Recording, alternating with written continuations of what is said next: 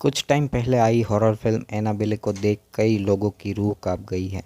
Brazil में तो एक महिला इस फिल्म का लेट नाइट शो देखने के बाद अपने आप को ही मारने लगी थी।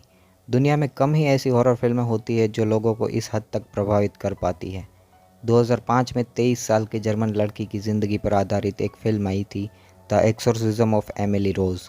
फिल्म डरावनी थी और इसने अच्छा खासा बिजनेस भी किया था।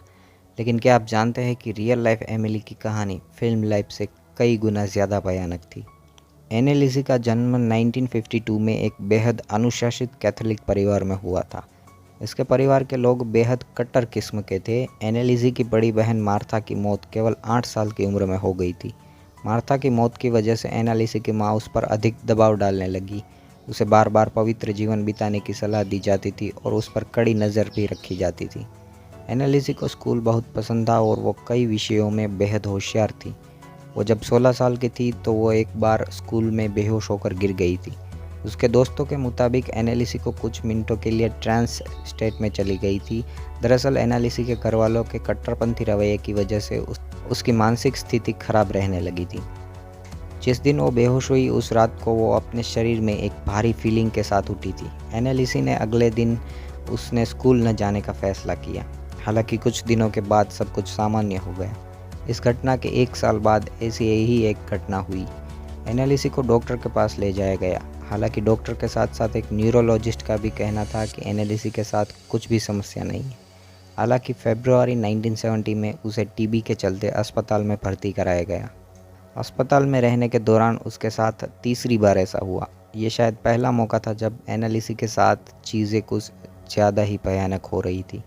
एनालिसी का दावा था कि उसे रंग दिखाई दे रहे हैं, कई तरह की आवाज़ आ रही है और बेहद खुशी महसूस हो रही है। इस दौरान उसका मिर्गी का इलाज किया गया और अस्पताल से छुट्टी दे दी गई। मानसिक हालात दुरुस्त न होने के बाद भी एनालिसी ने स्कूल पास किया और कॉलेज के लिए एक कदम बढ़ा लिया। वो एक टीचर बनना चाहती थी, लेकिन उसकी मानसिक स्थिति बिगड़ रही थी। साल 1973 में एनालिसी को प्रार्थना के दौरान हेलुसिनेशन होने लगे। उसे यकीन हो चला था कि कोई शैतान उसके शरीर में घुसा हुआ है। एनालिसी बेहद बेबस हालातों में थी। डॉक्टर्स उसकी किसी तरह की मदद नहीं कर पा रहे थे। थक हार कर उसे पादरियों के पास ले जाया गया, लेकिन उसकी हालत बद से बदतर होती जा रही थी। कहा जाता है कि एनालिसी की हालत इतनी ज़्यादा बिगड़ चुकी थी कि वो फ्लोर से उठाकर अपना ही यूरिन पिया करती थी और कोयला और कीड़े खाने लगी थी। कई बार अपने कपड़ों को फाड़ दिया करती थी।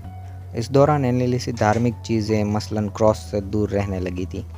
उसकी हालत देखते हुए आखिरकार चर्च ने उस पर भूत भगाने की प्रक्रिया को अंजाम देने का फैसला किया। चर्च के 2 पादरियों ने इस लड़की को ठीक करने का जिम्मा सौंपा गया।